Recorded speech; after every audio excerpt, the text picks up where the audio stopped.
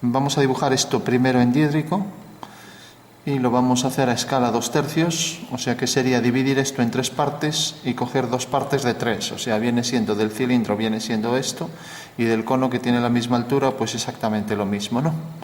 Entonces, antes de nada, voy a partir de las vistas. Tendría que medir con algún tipo de medidor más fiable que unas reglas, por ejemplo un calibre, pero bueno, no tengo aquí ningún calibre, entonces voy a hacerlo pues con la regla, ¿no?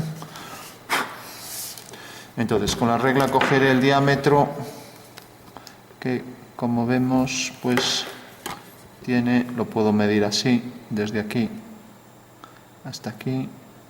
El diámetro es la línea que pasa por el centro y vemos que mide 4 exactamente. 4 de diámetro y de altura 8. Bueno, pues está bastante preciso construido. Entonces lo voy a construir a escala natural, ¿no? O sea, lo voy a hacer, por ejemplo, en planta y alzado, y luego directamente aquí lo voy a escalar, ¿no? A escalar mediante dibujo, ¿vale? Bueno, pues según eso voy a coger ahí, por ejemplo, una línea paralela y otra perpendicular. Voy a tomar la referencia aquí de la base del papel. Voy a colocar, por ejemplo, aquí la posición de la base de la circunferencia, y dentro de esta línea tomo la referencia y ahora cojo aquí, por ejemplo, si coloco aquí el plano de cuadro, pues voy a hacer la primera línea, distancia a lo que va a ser el plano de cuadro, ¿vale? Entonces puedo coger la referencia del papel o puedo coger esta. Ya digo, esta no es una forma de hacerlas paralelas, pero como ya he comentado, con el trípode delante me resulta prácticamente imposible. Bueno, entonces una vez que tengo esta línea, que va a ser la línea del plano de cuadro y va a ser el extremo de la circunferencia, entonces ya sé que tengo que coger 4 unidades, colocar aquí, a ver, 4 centímetros, estamos haciéndolo a escala natural, como ya dije, 4 por 8. Entonces cojo aquí los 4 centímetros y una vez que lo termine a escala natural a diédrico, lo grafico a una escala 2/3, ¿no? Entonces 4 por 4, y ahora tengo aquí 8, que era la altura. Bueno, no voy a dibujar aquí el cono porque ya sé que tiene la misma altura, entonces podemos prescindir de él. En todo caso, bueno, cabe, entonces puedo dibujarlo. Parece que cabe. Entonces, termino la línea y marco aquí la posición del 8. Bueno, ya tengo entonces la medida del cuadrado. Haría aquí otra línea perpendicular. A partir de la línea del papel aquí tomo la referencia por este punto. Ya digo, habría que hacerlo con escuadra y cartabón, pero entonces sé que por aquí es la medida ya. Como vemos, esto es 4, esto es 4, con lo cual ya puedo construir aquí el cuadrado. El cuadrado donde se inscribe la circunferencia base. Es un cilindro circular, recto, o sea que la base es una circunferencia recto, quiere decir que las generatrices son ortogonales a el plano de la base. Le voy a marcar aquí también la posición superior del cilindro. Entonces esto convendría que lo fuerais haciendo de forma simultánea vosotros y vosotras. Vuelvo a tomar aquí la referencia.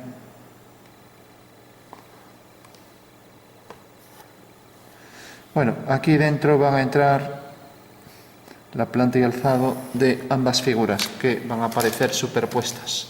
Para obtener el punto medio de la circunferencia, el centro de la circunferencia, puedo hacer, por ejemplo, las diagonales. Y una vez ya que tengo las diagonales, por este punto puedo hacer una perpendicular, con lo cual ya tendré el eje del cilindro y cono, que es el eje de revolución y el eje de simetría en estas proyecciones.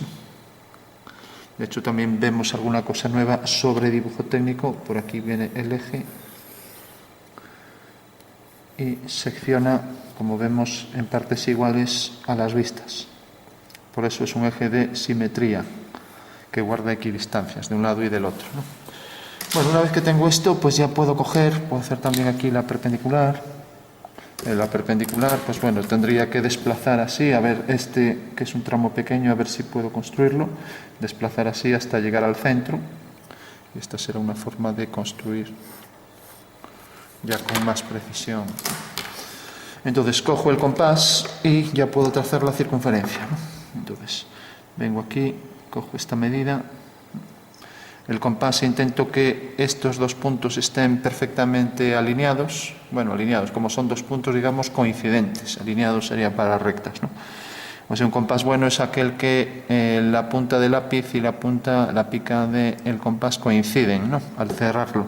Y luego que se puede mover con bigotera, o sea, con una ruedecilla aquí. Este no lo tiene porque este es para trabajar rápido, a veces a bolígrafo, ¿no? Entonces, bueno, tengo ahí ya la circunferencia base. Para trazar bien con el compás habría que coger aquí por la moleta, o sea, lo que es el cilindro moleteado, que es un cilindro rugoso que tiene la parte superior. Y bueno, luego ya depende de la pericia de cada uno, ¿no?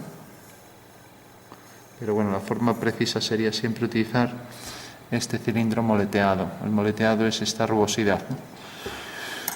Bueno, una vez que tengo esto, pues ya puedo pasar a dibujar. Aquí tengo el cilindro y ahora me falta el cono.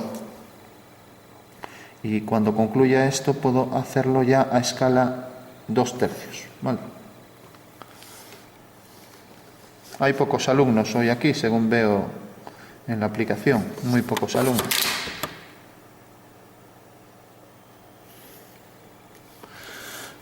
Bueno, entendéis que esta es la planta y si doblamos el papel por aquí para que se entienda, por esta línea, tenemos entonces, visto desde arriba es la circunferencia, las dos figuras se proyectan según esa circunferencia y visto frontalmente, pues como vemos frontalmente, pues es el cilindro más el cono, ¿no? Vamos a marcar mejor aquí la línea de interferencia entre ambas superficies. Bueno, y ahora íbamos a hacer esto a escala 2/3, ¿no? Entonces, podemos coger 3 centímetros. Significa que de 3 centímetros voy a coger 2, o sea, de 3 voy a coger 2. Entonces estaremos haciendo la relación 2/3, ¿no? Bueno, entonces, lo que tengo es que en una dirección cualquiera marcar aquí los 3 centímetros, ¿no?, y marcar los 2, o sea, marco aquí el número 2 y el número 3, ¿no? Ahora alineo este punto con este y si ahora hago por el punto 2 una paralela, ya sé que esto es 2/3 de esto, ¿vale? De esta forma obtengo gráficamente lo que quería, una figura que se va a escalar a 2/3, ¿vale? O sea que en realidad ahora, a ver si puedo hacerlo bien con la escuadra y cartabón, tengo esta dirección que me une el punto 3 con el punto final y por el punto 2 hago una línea paralela. En consecuencia ya sé que el nuevo cuadrado viene por aquí con las líneas paralelas y como estas dos diagonales de los dos cuadrados deben estar alineadas, basta con que por ese punto haga esta dirección. Corta aquí y yo tengo que, por ahí va a pasar la circunferencia. Ahora hago esta línea y tengo aquí ya la línea a 90 grados. Por lo tanto, el cuadrilátero es este. Este es el cuadrilátero 2/3 menor, ¿no? Y como la diagonal viene por aquí y sigue siendo la misma, este es el centro de homotecia que transforma este punto en este, ¿vale? Bueno, si hacemos la otra diagonal desde este punto hasta este, pues obtenemos el centro de la circunferencia, de la nueva circunferencia, ¿no? Con lo cual puedo trazar ya los ejes. Entonces, Tengo esa línea, tengo ahora este eje.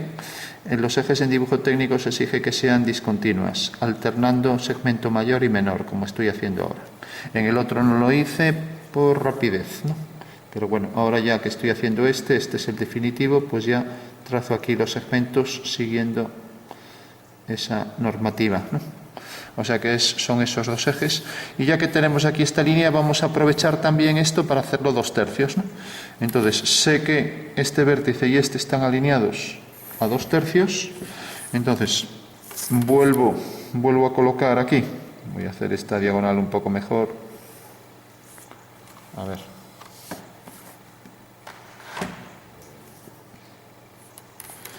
Decía, voy a escalar esto a 2/3, entonces este vértice vendrá hacia aquí. Es lo que me exige la homotecia, que todos los puntos están alineados. Este lo está con este con este y este con este. Y todos siempre están alineados con O. De manera que si cojo el punto A y el punto A', ¿no? Entonces OA dividido entre OA' es una relación constante, ¿vale? Y sería lo mismo que dividir, pues, OB entre OB', ¿vale? Bueno, pues es una aplicación del teorema de Tales, fundamental para esta transformación geométrica que estamos viendo, ¿no? Entonces, una vez que tengo esto, voy a hacer también aquí a 2/3 el cilindro. Entonces, cojo en una dirección cualquiera los 3 centímetros. A lo mejor va a ser más preciso, bueno, a lo mejor no, va a ser más preciso si en vez de juntarlo hacia la línea lo pongo más separado, ¿no? Entonces lo pongo, por ejemplo, por aquí y marco aquí 3 y 2. Pues tengo 3 y 2.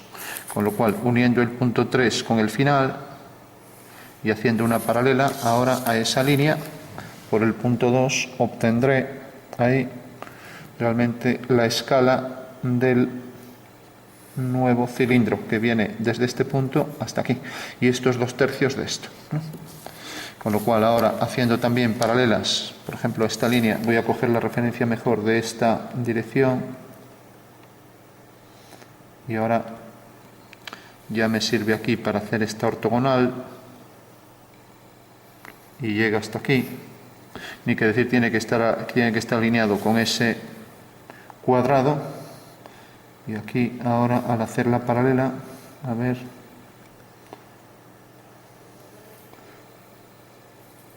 pues debe estar, como ya digo, alineado con este cuadro.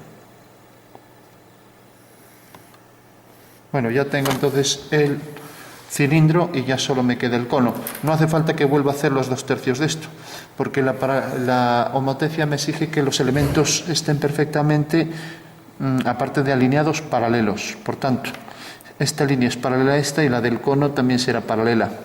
En consecuencia, si hago una línea paralela a la generatriz contorno del cono, pues ya tengo efectivamente que me va a quedar escalado también a 2/3, porque está en relación con esa figura, ¿no? Entonces trazo esto, trazo por aquí la paralela y lo mismo, trazo por aquí la paralela a esta otra.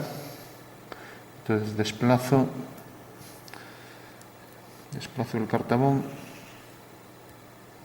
y ahí está el que ya tengo el cono, con lo cual ya tengo aplicada una reducción a 2/3, ¿no?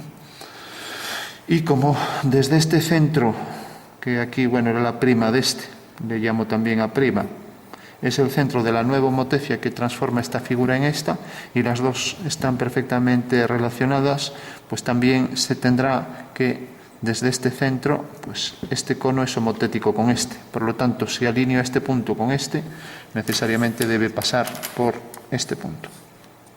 O sea que esos dos vértices del cono, el vértice del cono y el punto A', este vértice del cono y A' debe estar alineado con este otro vértice, si la homotecia está bien trazada, claro. Con lo cual ya tengo la figura al completo, es este cilindro, este cono y la circunferencia que inscriba aquí. Entonces puedo cogerla aquí para no trazarla con el compás. Entonces busco aquí los diámetros, parece que este se ajusta, aquí ya me marca la posición de ambos diámetros, me acerco. Entonces tengo aquí el eje de la circunferencia. Vale, entonces ya sé que la figura va a pasar realmente por aquí. O sea que esta es la circunferencia. Bueno. Y es una circunferencia 2/3 mayor y está escalada desde el centro O. De manera que este punto se transforma en este o al revés, este en este. Si este se transforma en este, la estamos haciendo 3/2 mayor. Si este se transforma en este, la estamos haciendo 2/3 mayor. Vale. Bueno, y por último, ya paso también a bolígrafo, pues la generatriz contorno del cilindro,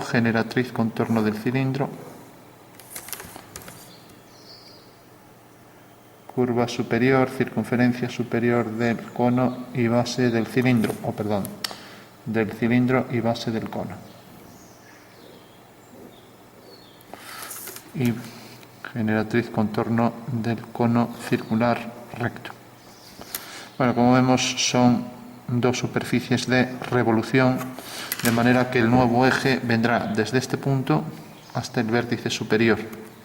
Entonces voy a trazar también aquí el nuevo eje siguiendo la normativa del dibujo técnico que me exige que los ejes de revolución y también ejes de simetría, en este caso coincidentes ambos, sean tales que estén dibujados con ese tipo de línea, ¿no? Bueno, ya tengo la planta y alzado de la figura y ahora voy a hacer la perspectiva, ¿no? Para que no me salga distorsionado, pues lo que voy a hacer es no desplazar el punto de vista respecto a la circunferencia base y colocarlo por aquí cerca, de manera que el cono pues me quede dentro de un ángulo de 60 grados. ¿Qué quiere decir? Si nos fijamos en el cartabón, estos son 60, porque esto es 90, esto es 30 y la suma de los tres debe ser 180. Entonces, debe ser tal que el cono pues realmente sea este que tenemos aquí. O sea que todo lo que salga fuera de este cono pues me va a salir distorsionado. Si coloco aquí el punto de vista me sale bien, coherente. Ahora, como lo coloque hacia aquí, ya la figura va a ser demasiado elíptica y no va a parecer muy real, ¿no? Entonces lo que voy a hacer, por ejemplo, es colocarlo, cojo una referencia de una ortogonal, por ejemplo esta, y lo voy a colocar, pues por ejemplo aquí. Entonces voy a colocar, según de forma aleatoria, la posición del punto de vista esta. Vale. Si hacemos la dirección de esta diagonal, pues aquí haciendo una paralela por V, que tendría que hacer con escuadra y cartabón, pero bueno, como tengo la referencia aquí del grosor, ya la voy a trazar y tengo que, aquí me da la fuga de esa línea a 45 grados, ¿no? Vamos a colocar, por ejemplo, el horizonte a esta distancia, ya que tenemos también aquí el grosor de la figura. Entonces tengo aquí línea de horizonte y aquí línea de tierra, ¿vale? Bueno, cualquier duda me preguntáis. ¿Está saliendo enfocado? Sí.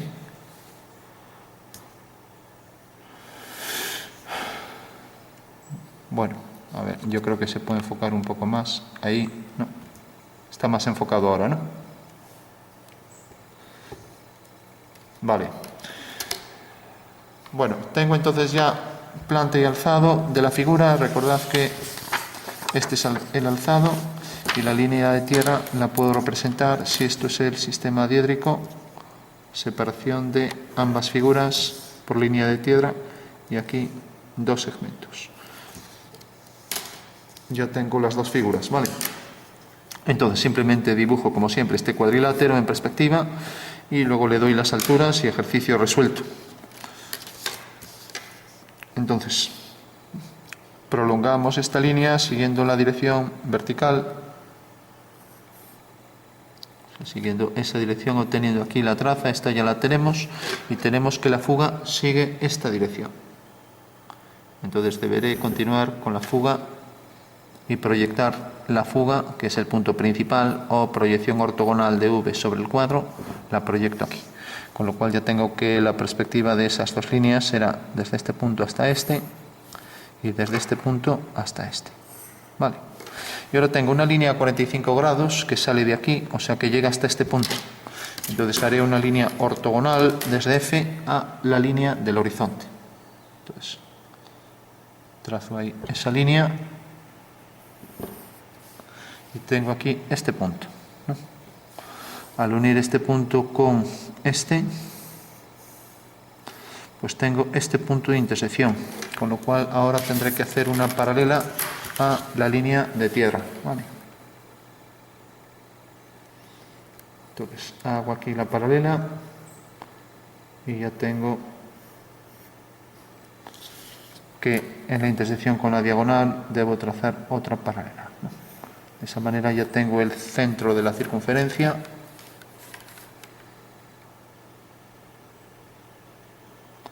y ahora desplazo otra vez esta línea haciendo una paralela por la intersección de las diagonales, ¿vale?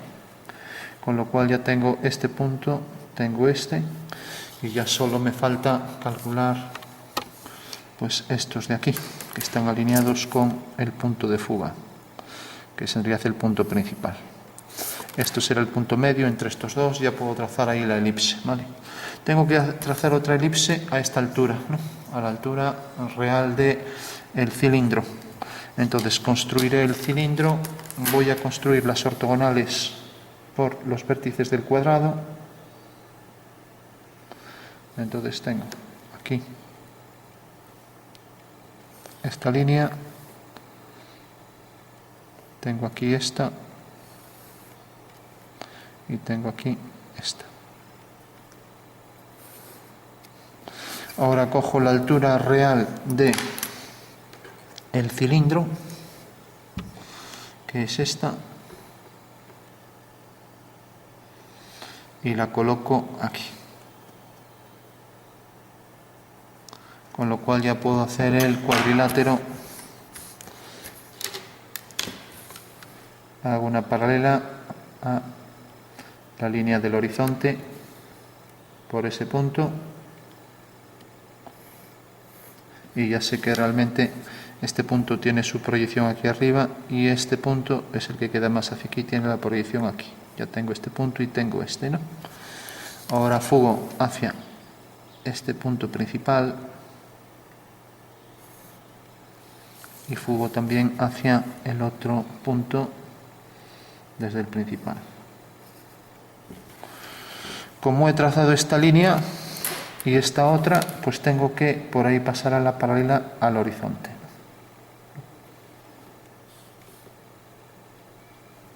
O sea que será esta. Y por último, igual que hice en este cuadrilátero inferior, hago las dos diagonales, o sea, las diagonales que pasan por los vértices del cuadrado. Corta en este punto, corta en este y por ahí pasará el eje de revolución del cilindro, que necesariamente será ortogonal a la línea del horizonte. Por regla general no sería ortogonal si el plano de cuadro fuera inclinado, perspectivas que ya veremos, pero bueno, en principio esta es una línea ortogonal, es el eje, ¿no? Bueno, una vez ya que tenemos esto, pues ya podemos trazar las elipses que van a simular realmente esa figura, ¿no? Entonces me acerco para trazar las elipses. Entonces recordad que cogiendo el punto medio con este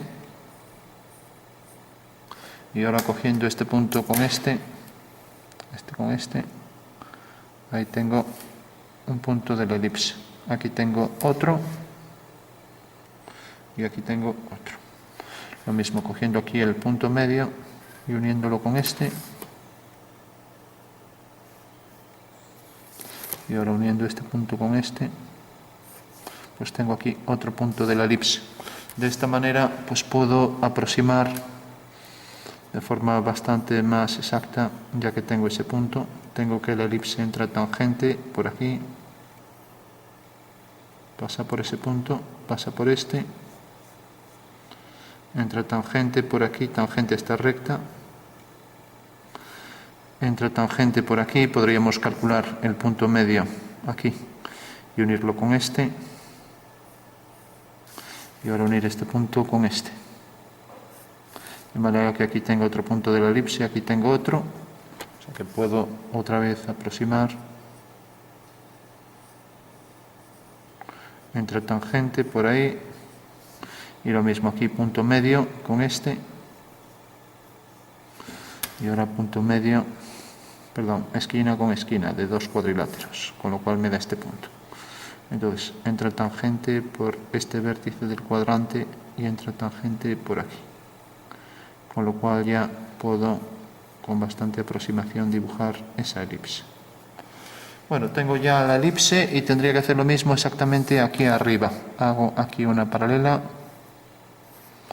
Ya no voy a hacer todas estas divisiones y voy a hacer la elipse, pues como pienso que, por donde pienso que pasaría, pasa por aquí, por este punto, entra tangente, viene por aquí, entra tangente por aquí, y lo mismo, viene por aquí, con lo cual ya tengo la elipse al completo.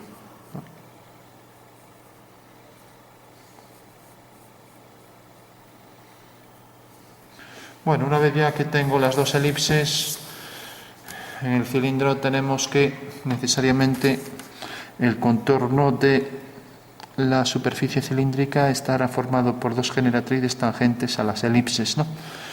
Volvemos a decir lo mismo, el plano de cuadro es recto, ortogonal al plano geometral, no está inclinado, por lo tanto se cumple eso. Si no, pues necesariamente esas dos líneas no serían ni verticales, ni serían, por regla general, salvo excepciones, perpendiculares a la línea del horizonte.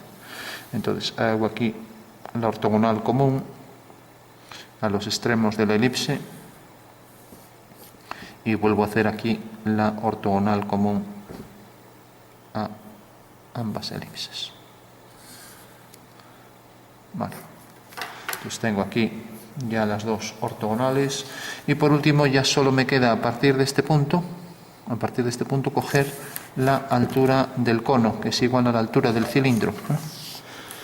Entonces, como ya tengo por ejemplo esta diagonal y pasa por este punto y esta diagonal tiene la traza aquí, entonces a partir de esta traza puedo coger la medida. Como pasa por este punto, por ejemplo, esta no me valdría porque no pasa por el vértice. Quiero hacer una línea que pase por el eje de revolución de la figura. Entonces trazo el eje de revolución y ahora esta diagonal la completo hasta el horizonte. Vale.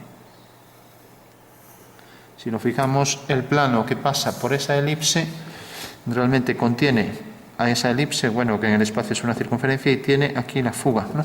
Eso quiere decir que como esta línea es la traza de esta circunferencia, la traza no solo es donde corta a la línea de tierra, la traza también es cuando una recta corta al plano de cuadro, y esta es la intersección con el cuadro, ¿no? Entonces puedo coger la altura aquí sin problema. Cojo entonces la altura del cono, que era la misma que la del cilindro, ¿no? Y la coloco aquí. Vemos que me queda justo ahí en la esquina, ¿no? A ver que sale fuera. Con lo cual puedo prolongar esta línea y llego hasta ahí arriba obteniendo ya la medida real, que es igual que la del cilindro, aquí duplicada, ¿no? Entonces, si fugo a la misma fuga, pues tengo que necesariamente corta aquí. Lógicamente esto no había que calcularlo, pero yo lo calculé para que se viera el procedimiento, imaginando que fuera distinta, porque al ser igual, pues necesariamente esta medida es igual que esta, y punto, ¿no? Pero bueno, imaginaros que tiene otra medida, la coloco aquí, la proyecto, y donde me corta al eje, ya que pasa por el eje de revolución, pues ahí tengo ya la altura real, que ya digo, en este caso, al ser las dos alturas iguales, de cilindro y cono, pues no hay que trazarla, ¿no? Entonces hago las tangentes a la elipse y ya tengo la figura al completo, ¿vale? Bueno, recordamos que para trazar con precisión la tangente, una tangente y la otra a la elipse, teníamos un procedimiento, por ejemplo el de la polar, que vamos a explicar rápidamente aquí, y era este. O sea, tenemos una elipse, esta es menos excéntrica, pero bueno, y un vértice que en este caso pasa por la dirección del eje menor, no solo la dirección sino por el eje menor, por la prolongación del eje menor, pero nos vale para un punto cualquiera. Entonces tengo este punto exterior, hago las dos secantes, una mejor que pase cerca de la esquina y otra que pase cerca del centro. De esta manera, en la intersección tengo, en la intersección de las dos diagonales, tengo un punto que voy a trazar también con regla. Me acerco. Esta es la forma de trazar las tangentes a la elipse desde un punto exterior, que me servía ahí arriba para trazar las tangentes desde el vértice del cono. Entonces tengo este punto, hago la línea que pasa por estos dos, la línea que pasa por estos dos, y tengo aquí un punto de intersección que junto con este me define lo que se llama la recta polar, ¿vale? Bueno, pues desde esa recta polar obtenemos aquí los dos puntos de tangencia desde P, ¿vale? Ese es el procedimiento para calcular las tangentes desde un punto exterior, un método de geometría proyectiva. Bueno, una vez que ya tengo esto, y que lo acabamos de ver aquí en la figura, esto no lo hice porque ahí hay mucha línea, pues mejor es cuadrar esto ya, hacerlo a bolígrafo lo más exacto que pueda. Y me acerco. Siempre conviene hacer las elipses enteras para ver que realmente esto entra tangente a la generatriz, y lo mismo aquí. Entonces, intento trazar aquí ya a bolígrafo para que se vea mejor la curva elíptica. Entra tangente aquí a esta recta por este punto, pasa por ese punto tal y como vimos, y ahora entraba tangente aquí, de manera que por el punto S del contorno ya sale la circunferencia. Vale. Y aquí exactamente igual, aquí tenemos al contrario, tenemos la circunferencia continua que se proyecta según una elipse y que viene por aquí.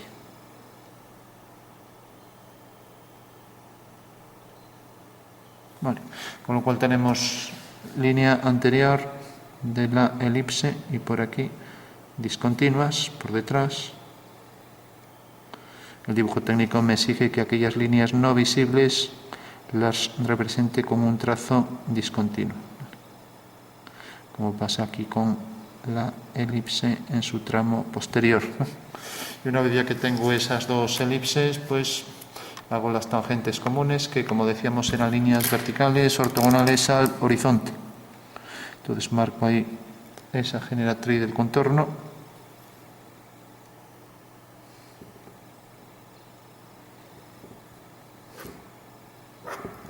Y lo mismo, marco esta otra generatriz del contorno.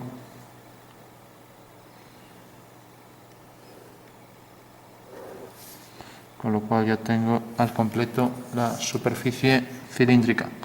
Y ahora la cónica, pues desde el vértice trazaba la tangente a la superficie, la tangente a la elipse desde el vértice. Y vemos que ambas superficies se cortan en esa circunferencia que, como ya dijimos, se proyecta mediante esta elipse. Vale. Bueno, pues esa es la perspectiva del cilindro y encima el cono. Y partimos de la base, recordamos que lo hicimos a escala 2/3, calculamos 2/3. Y por último, para que se distinga un poco mejor, pues le podemos dar un poco de sombras. Podríamos calcular las sombras, pero bueno, ya se alargaría el dibujo, entonces sería demasiado ya largo. Entonces vamos simplemente a marcar una especie de sombreado lateral. Normalmente en los sombreados de superficies cónicas y cilíndricas, pues las generatrices van de oscuro a claro, siguiendo en realidad el orden de las generatrices. ¿Qué quiere decir? Que realmente aquí el degradado se hace siguiendo la dirección de esas generatrices. Entonces, por ejemplo, este oscuro del contorno se va aclarando según se acerca hacia el centro de la parte anterior del cilindro, ¿no? Entonces tenemos esto como parte oscura del contorno que, según nos acercamos hacia la parte anterior del cilindro, se va haciendo más claro, ¿no? Entonces tenemos la superficie. Y aquí, en el caso del cono, pues en vez de las generatrices ser líneas verticales, como pasa en el cilindro, podríamos dar así más contraste, pues aquí son las generatrices, que son las líneas que pasan por el vértice del cono, que son en realidad esa radiación de rectas incidentes en el vértice, ¿no? O sea que aquí tendríamos que realmente son las generatrices del cono, ¿no? De manera que podemos dar más contraste allí en los contornos, imaginando un poco que la luz sea homogénea y llegue aquí hasta la intersección de ambas superficies, ¿no? Lo mismo aquí.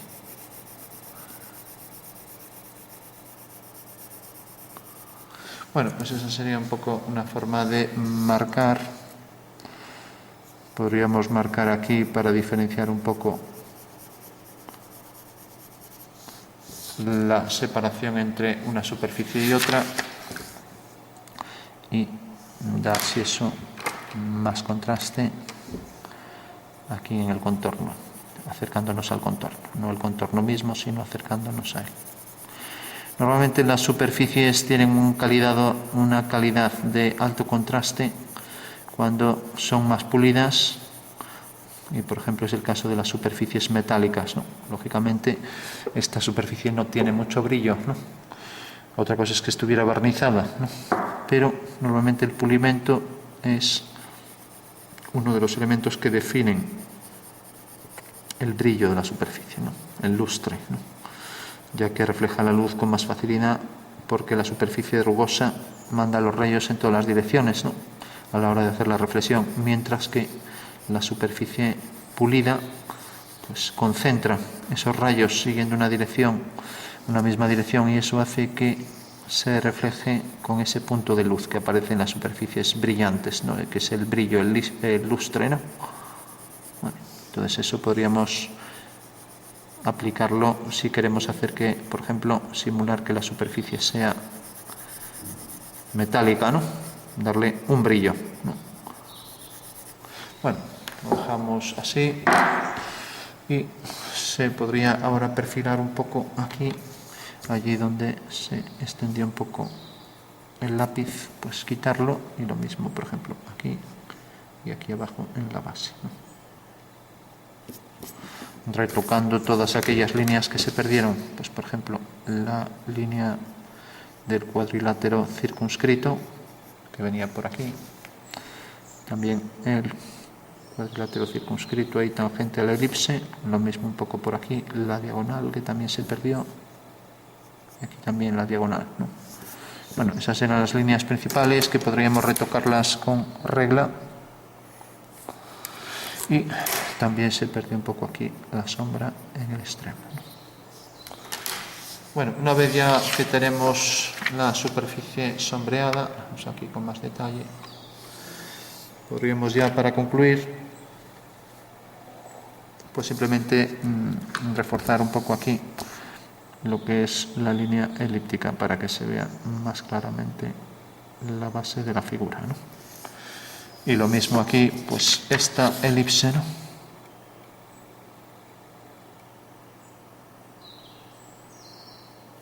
Lo mismo por aquí.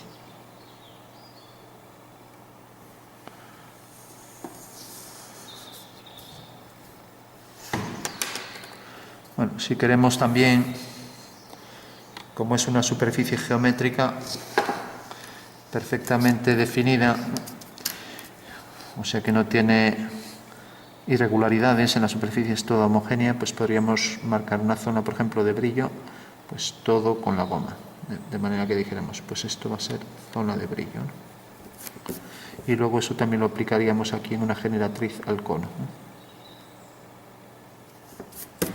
Lógicamente aquí el grosor de la goma nos ha llevado por delante aquí estas generatrices, ¿no? Que deben persistir.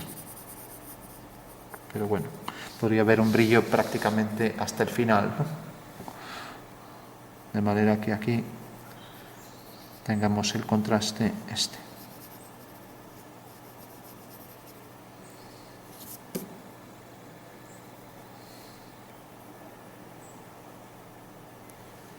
Bueno, pues esa es la superficie cónica y la superficie cilíndrica a escala 2/3 a partir de la planta y alzado de esa figura, ¿no? En perspectiva cónica, de manera que el punto de vista pues quedaba en esta posición. O sea que el plano de cuadro estaba aquí, la figura estaría aquí, en vez de ser esta, pues estaría a 2/3, pero bueno, la figura viene siendo esta, y es en realidad la representación de la perspectiva cónica de cilindro más cono.